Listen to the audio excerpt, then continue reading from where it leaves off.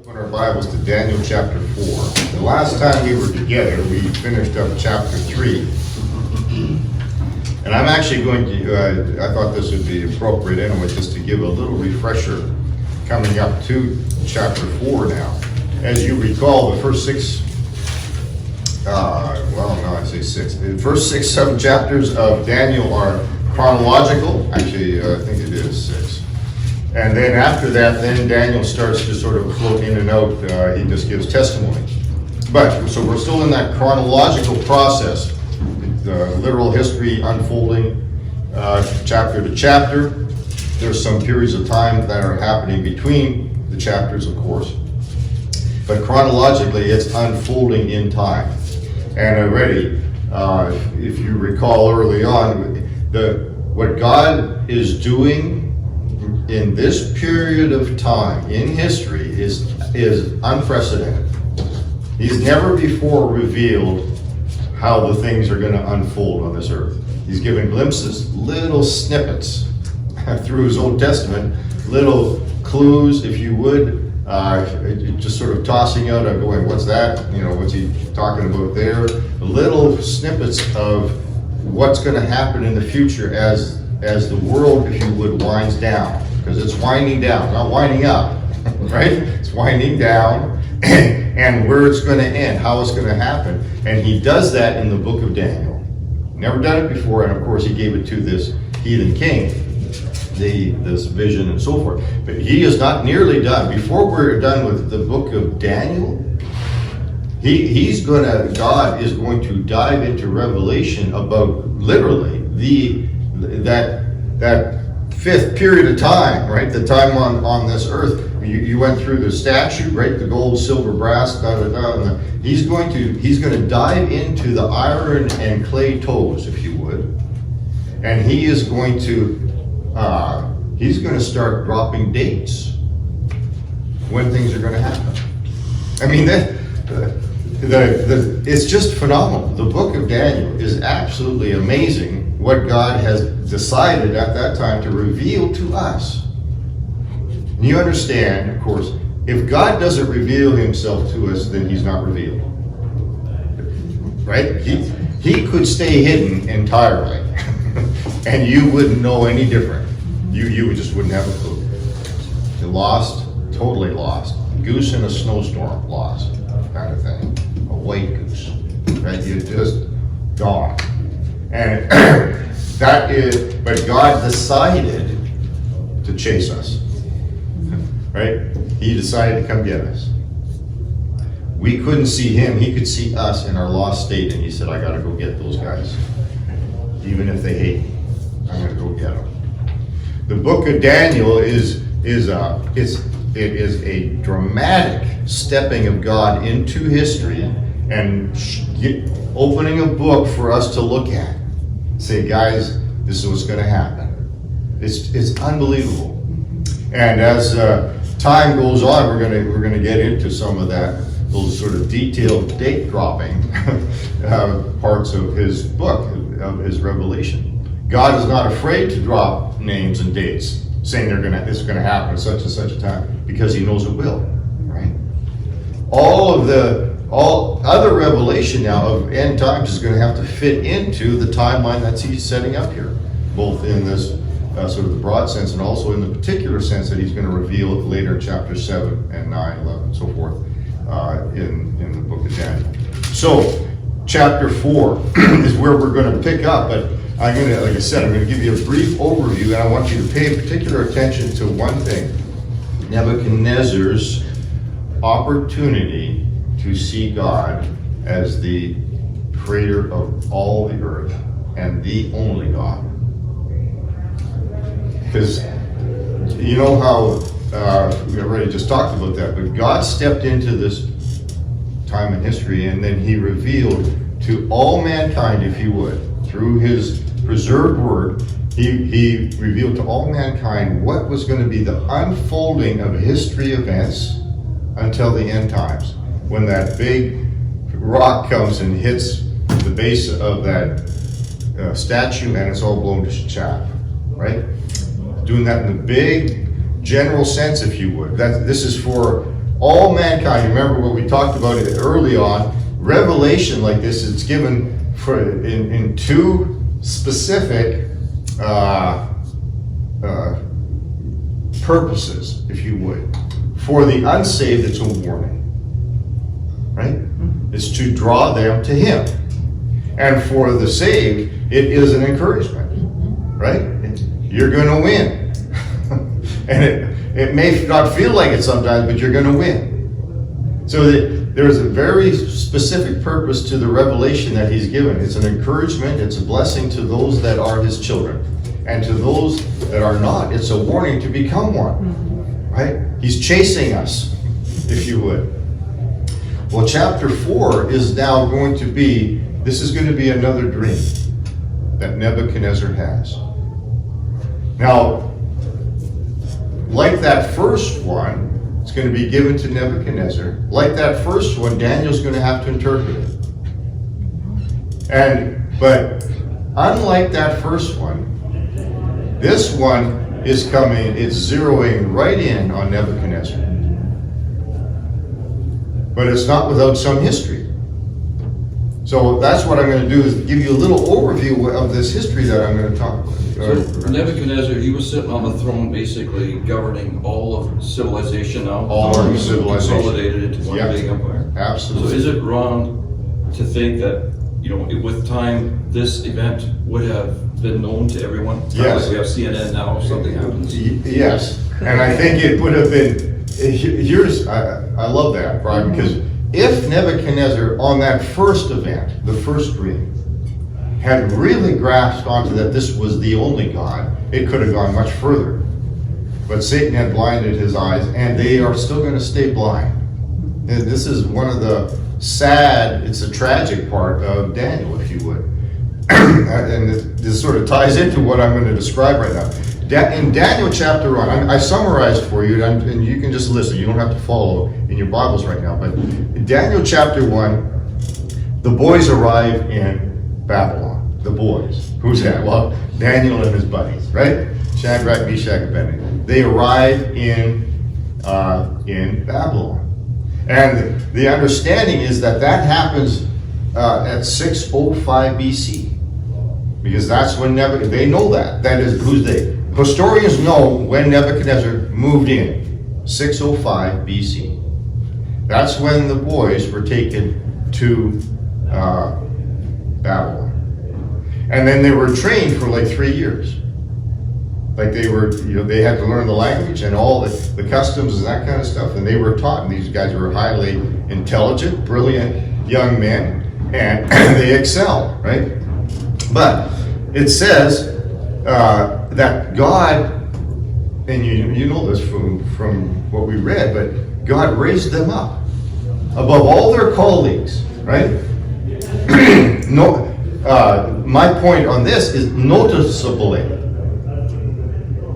This wasn't that these guys, they were the smartest in the class and all their colleagues knew it. They were smartest in the class, and the king knew it. The king, who's that? Nebuchadnezzar knew it. He knew who these guys were. They came from Jerusalem. And he knew that when he sat them down, the Bible says in that chapter, verse 18, now at the end of the days, that's when they had trained him, the king had said he should bring them in. Then the prince of the eunuchs brought them in before Nebuchadnezzar, and the king, listen, the king, Nebuchadnezzar, communed with them. He talked with these guys. He's got them all there, right? He's talking to them. And among them all, there was none found like Daniel, Hananiah, Mishael, and Azariah. Therefore stood they before the king. He figured it out. He talked with, the king is talking to them. Who's the cream of the crop? I'm going to talk to all you guys. And in all that, the king goes, these guys, where did these guys come from, right? These guys are shining, right? They're at the top. And in all matters of wisdom and understanding that the king inquired of them, he found them 10, he did. Not his counselors. King Nebuchadnezzar found them 10 times, it says, better than all the magicians and astrologers that were in all his realm. He knew this guy. And he brought all these young whippersnappers in there, right? And all of a sudden, Daniel, Shadrach, Meshach, Abednego, you rename some, of course, 10 times. Now you would set back and you'd go, where's that come from? I mean, maybe they're a little smarter. What do you have to do to assess that they're 10 times? You're just, it is so obvious that these guys are different. That's what God's doing. Not a little thing. You ever run into God when you know that this is so weird, this is God or nothing, right? That kind of thing. Well, that's what God's doing with Nebuchadnezzar. By the way, he's chasing Nebuchadnezzar just like he chases every human being on this planet. He's chasing him. So that is what happens in the very first chapter of Daniel. They just arrived, right? They're going to get their training. And immediately God raises them up in front of Nebuchadnezzar's eyes. And he could have gone, okay, there's something going on here. I'm going to pay attention. I'm going to pay attention. What is it? Where does this come from? Who do these guys serve as a god, right? What's up?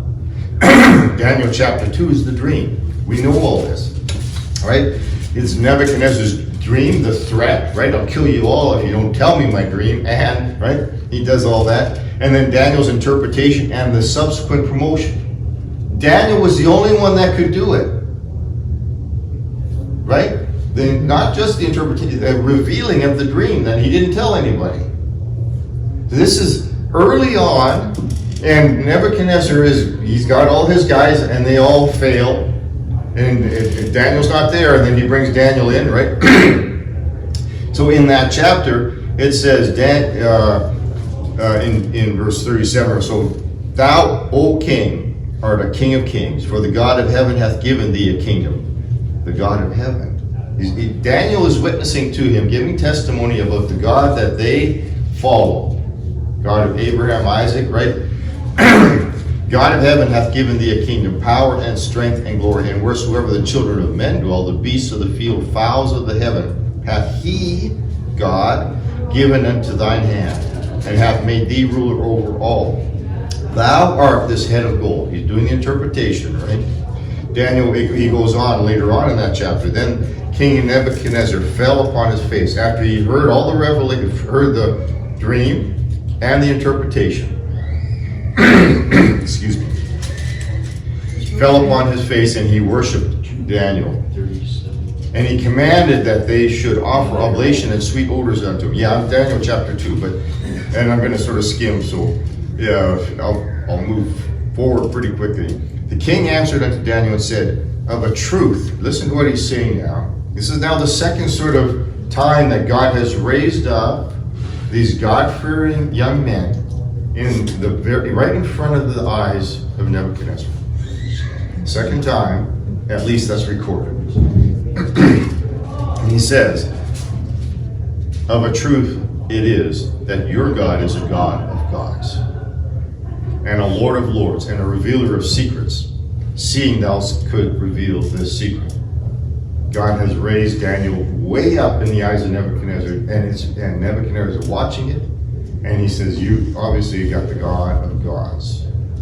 Now the problem isn't, excuse me, that he recognized that. The problem is that he still recognized those little gods. One up. That's all he's been doing so far. He didn't drop all the others because they're nothing. But he is saying you got a pretty powerful one there. This is chapter 2. God has he's going to use every chapter coming up. Daniel chapter 3. What was that? Well, despite the dream, of course, right, that he had, Nebuchadnezzar goes and he continues his arrogant, prideful life, and with a huge self-promotion to deity level, right, he makes a statue, right? And then, of course, the boys, now we got the Shadrach, Meshach, Abednego guy, their defiance, and the subsequent fiery furnace consequence, and then a miraculous salvation in front of whose eyes? I mean, just right in front of him.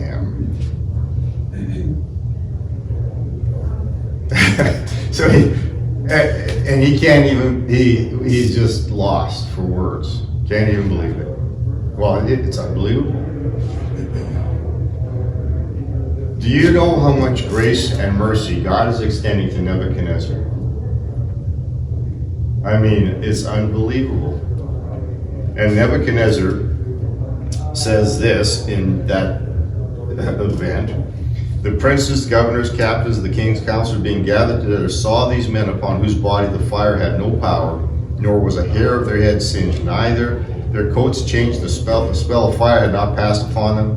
Then Nebuchadnezzar spake and said, Blessed be the God, now it's a singular one, right? But God of Shadrach, Meshach, and Abednego, who has sent his angel, delivered his servants that trusted in him. Remember, this was the whole gospel in a fiery furnace picture, right? God saving us through the fire.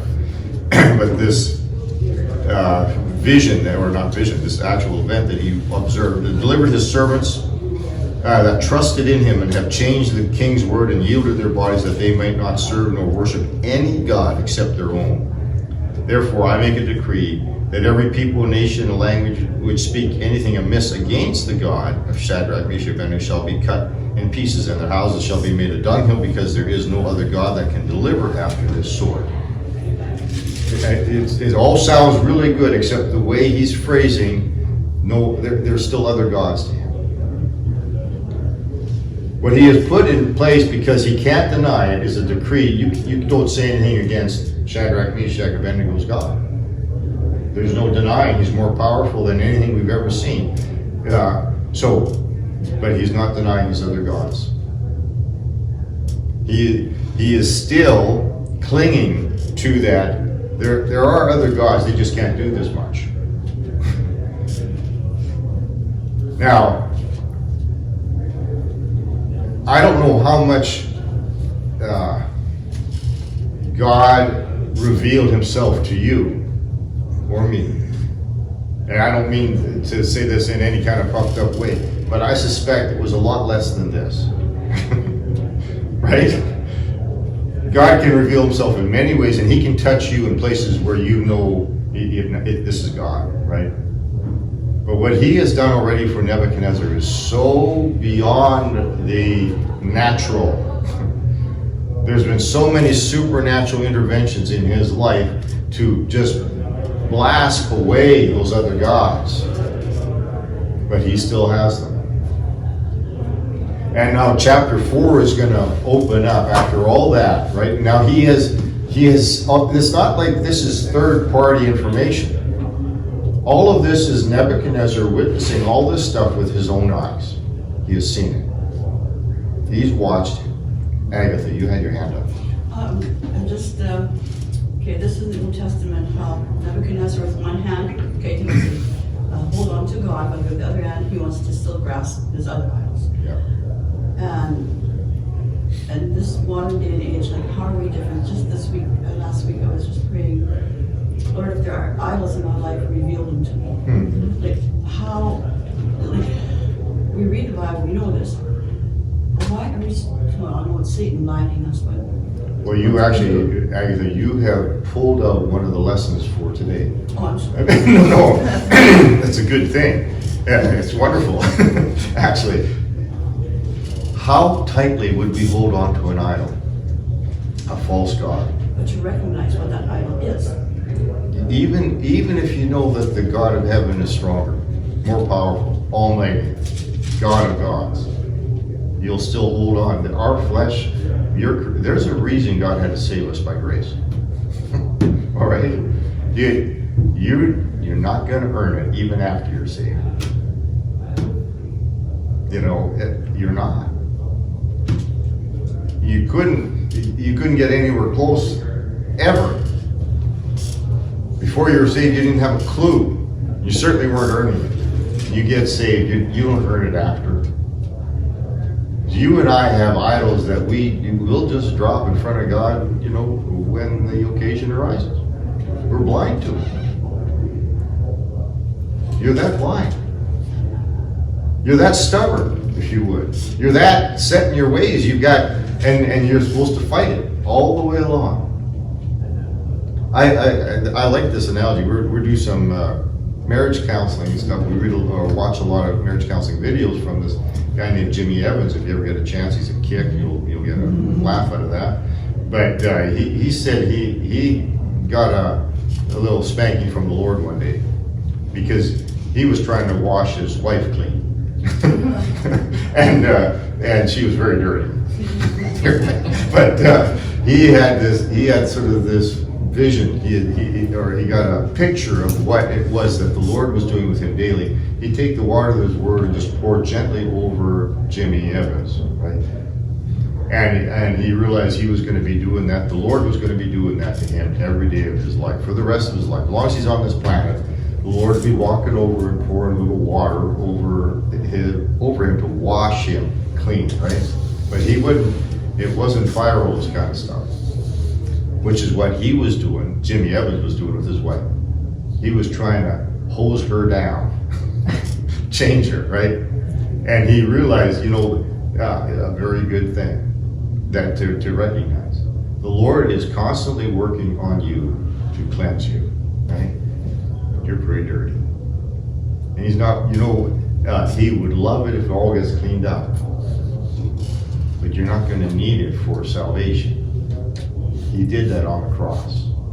What he's working on is your holiness. Now I'm going beyond what Jimmy Evans was talking about. He's working on your holiness, right? He'd like you to be white. So that when other people go look at you, they go, whoa! But they don't see you. They see that reflection of Jesus, right? But we're spotty. And the Lord would keep washing us. But it's not for your salvation. He did that on the cross. It's done. It's like when Peter asked, well, then you should wash all of me. He said, no, Peter, we did that. We got that one done. I just need to wash your feet because they get dirty. You walk in this world as a Christian, you get dirty because you're human and your flesh makes you spotty. And you think you washed something off yesterday and it shows up again today because you walked through the same mud puddle. And he's got to wash your feet again and wash your feet again. And he's going to do it every day until you're with him, right? That's what he needs to do. He wants to wash it. Nebuchadnezzar has been given an opportunity again and again just to step into the family of God, and so far he has not done it. He has not done it. And God has been so gracious to him. And now let's get settled into the context of arriving at chapter 4. That first dream, and here's where the timelines, they differ a little bit in terms of the theology, or the theologians that look at it, study it out. But 605, there's no dispute on that. That's when that happened. That's when Nebuchadnezzar came in. That's when Daniel, those guys got brought up to Babylon. Trained for a few years. So the time difference between that first dream, we talked about this, I've talked about it previously, but that first dream that Nebuchadnezzar had, and the dream that's going to happen now in Daniel chapter 4 is something like, and here's where I don't know, I haven't studied it far enough to give you a good answer, but I give you a range. It's something like 30 to 40 years later. So, and actually, in my mind, that 30 to 40 years is only dependent on this, in whether or not, when it's revealed to Nebuchadnezzar that he's going to go nuts for 7 times. Seven times, is that how the Bible sort of writes it? Whether those times are a year or a month. So it's either 7 months or 7 years. I always thought it was 7 years, because that's my go-to if it says 7 times, kind of thing. And that those times are usually a year of time, right? But that's not really necessary. We don't need that necessarily, but because 30 or 40 years gives the context already. It's a good period of time later. It's going to explain a few things. But to help us with that, imagine that you were a young Nebuchadnezzar king.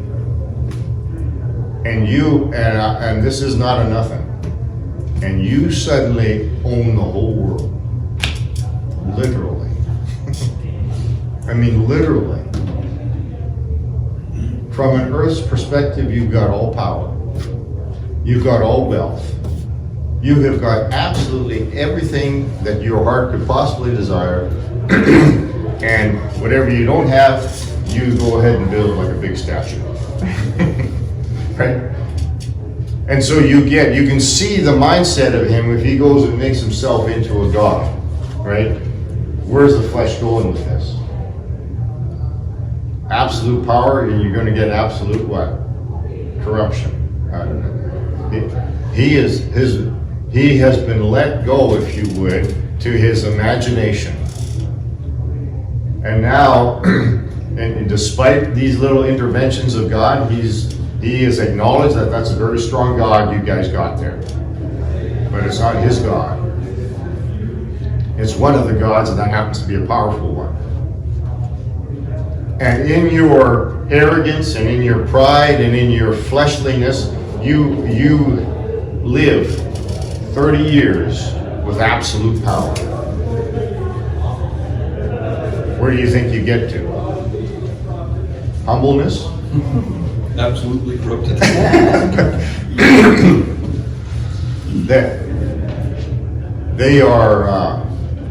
They're going to witness the people. They're witnessing this man.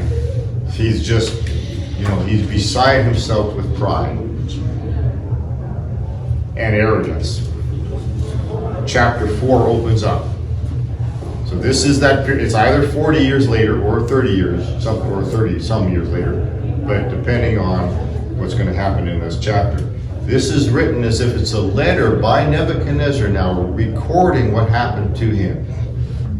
And that's how this chapter opens up. Nebuchadnezzar the king, unto all people, nations, and languages that dwell in all the earth, peace be multiplied unto you. I thought it good to show the signs and wonders that the high God hath wrought toward me. Now there's a lot of acknowledgement of God here again, right? Why? Well, because of what he's going to reveal in this letter. He's starting off already sort of with a summary. This is where his brain has come to, right after the events. Verse 3, how great are his signs, how mighty are his wonders. His kingdom is an everlasting kingdom, and his dominion is from generation to generation. Wow. All right, Nebuchadnezzar, what happened? Right? What happened? Because he has spent a lot of years thinking he's at the top of the pile. And from a human perspective, he was, if you would. I, Nebuchadnezzar, goes on, verse 4, was at rest in mine house, and flourishing in my palace. Flourishing. Prospering. He had all this wealth. Again, if you had images, we should have them splattered across the walls showing all the wealth of Babylon at the time. And it was just astronomical. I saw a dream which made me afraid. Flashback. What did that dream do, that first dream? In Daniel chapter 2, when God gives him this vision, he was terrified. He was beside himself with fear, and he was anxious, angry. He wanted to know what it was. He couldn't sleep. Brought all the magicians in and so forth, right? He said, I'm not even going to tell you what it is. If you have any value, right? If you actually can speak for what it is, then you should be able to tell me what the dream is, and then you tell me interpretation. And he wanted truth now. I want it, right? I don't want any lies. And he's now this is what, 30, 40 years later. And God puts another dream in his head, and he's afraid again. He doesn't know what it means. I saw a dream which made me afraid, and the thoughts upon my bed and the visions of my head troubled me. Therefore made I a decree. Here he goes, making decrees again. And he says, bring in all the wise men of Babylon before me, that they might make known unto me the interpretation of the dream.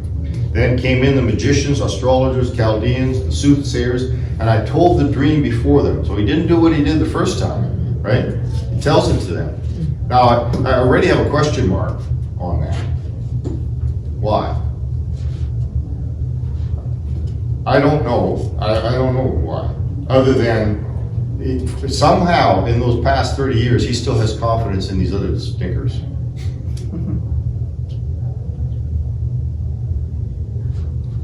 He's been using them. Look what it says. He says, I told the dream before them, but they did not make it known unto me the interpretation thereof. Right? Now watch what verse 8 says. But at the last, Daniel came in before me. Okay, brilliant people. If you were Nebuchadnezzar, you knew what he knew, who would you bring in first? Not rocket science. You don't have to be brilliant to figure this one out. You could be as dumb as nails almost and figure this. Who do you call in? Why waste your time? Bring in Daniel. Number one, he doesn't do it. There's little glimpses of the guy's real attitude towards the God of heaven. But there's little flashes. Again, this book is a mirror. Do you know that you and I do some of the stupidest things like this? You know who can actually fix it. You know who can actually interpret it. You know who can actually lead, who can do. And where do you go first? Or the flesh, or the devil. And then at last you bring in God. It's so easy to look at him and go, how stupid can you be? And then the words bounce off the mirror and come flying back at you, right? You go, how stupid can you be? Nobody else can do it. Not somebody else. It's just, there's a few billion people around. Somebody must be able to do it. No. There is only one God in heaven, and he is the only one that can do it. So why do you and I go other places? Why do we do that? Don't you know it? Yeah, you know it. Doesn't he know it? Well, of course he knows. He was the one that lived it. He lived the thing. He lived through it. I have lived through some absolutely amazing things that God has done in my life, and then I run into trouble, and then I do all sorts of other stuff first. Then I go, okay, well, I'll try God. Bring God in. Right? At the last. We're amazing. Is it because we left the door open? I think so. I think we leave the door open the way it's a God of gods. We still got these little gods hanging around. We'll just ask them every now and then. Maggie. There's something in us, in our fallen nature, that knows that if we acknowledge that God is the only God, then we have to submit completely to him. That there is no excuse for any disobedience to him. That if he is who he says he is, the natural response should be total denying ourselves, worshiping him, and giving our whole life to him, and we don't want to do it. We'd rather play with God and have his favor, but still do what we want to do. And so we go the other way. I agree. But at the last, Daniel came in before me, whose name was Belshazzar, according to the name of my God. This is the name, of course, that Nebuchadnezzar had given to Daniel by his God, whatever that means. I don't, again, he was referencing another God that he still has, that is Nebuchadnezzar still has. So he says, and before him I told the dream, saying, O Belshazzar, master of the magicians, because I know that the spirit of the holy gods is in thee, and no secret troubleth thee. Tell me the vision of my dream that I have seen, and the interpretation thereof. How does the salutation that he gives to Daniel acknowledges that he knows, it's almost like he's saying, I know you're going to know this one. Right? Because you've done it before. Well, why wouldn't you call him first? We are a queer creature. It's amazing. It's just amazing. But you don't see it unless God shows you. Right? And he gets, go look at yourself, right? Take a look. Well, we're seeing some of ourselves. He knew what this guy could do. Not because of Daniel, he knew it was because of Daniel's God. He knew that.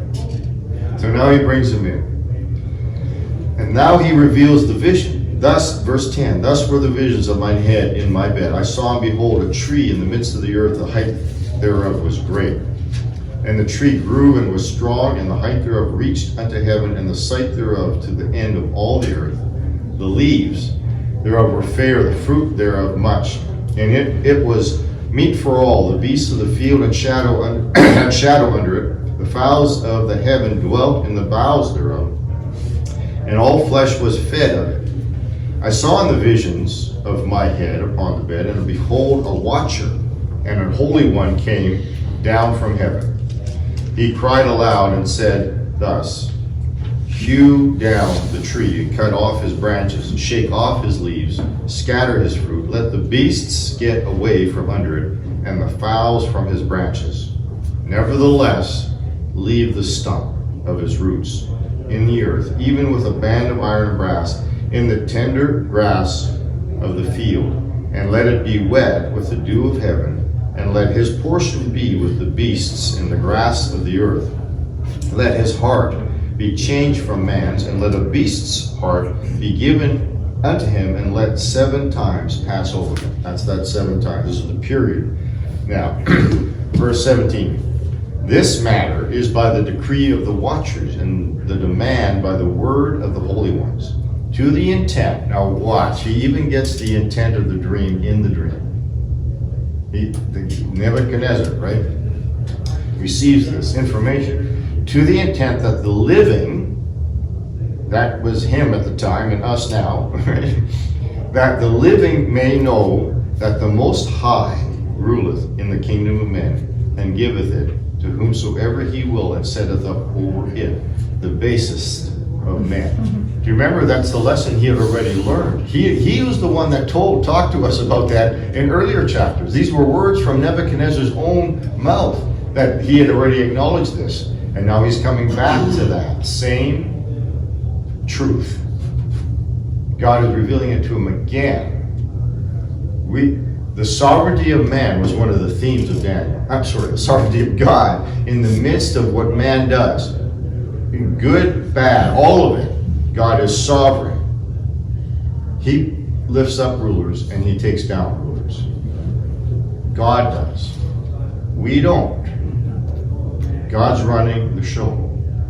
And Nebuchadnezzar has been shown this again.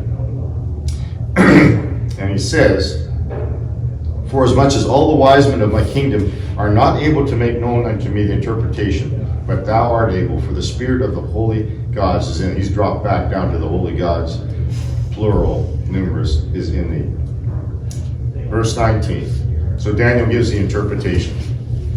Then Daniel, whose name was Belshazzar, was astonished for 1 hour, and his thoughts troubled him. The king spake and said, Belshazzar, let not the dream or the interpretation thereof trouble thee.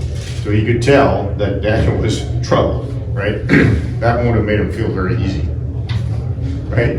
If you're waiting for the interpretation and the guy is scared to tell you already, you might be getting a little nervous. At least I think.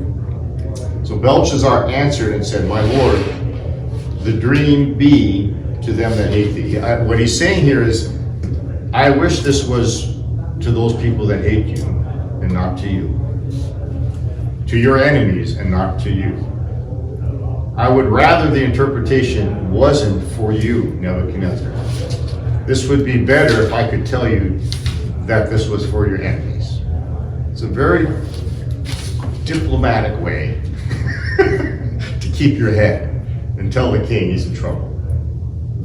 Okay? It's like, I'm the messenger. Right? But this is how he's approaching it. But I'm saying that a little bit, in jest. There is a remarkable thing here that I think is revealed. I think that Daniel actually has a true godly compassion for Nebuchadnezzar. I think he actually cares for this guy. And now, by the way, this is the kind of compassion that only comes from God. Because you don't have compassion for an enemy that came into your country, wiped out families, took you captive, made you a eunuch, if you would, also, and you have been captive now for 30, 40 years. You're a slave.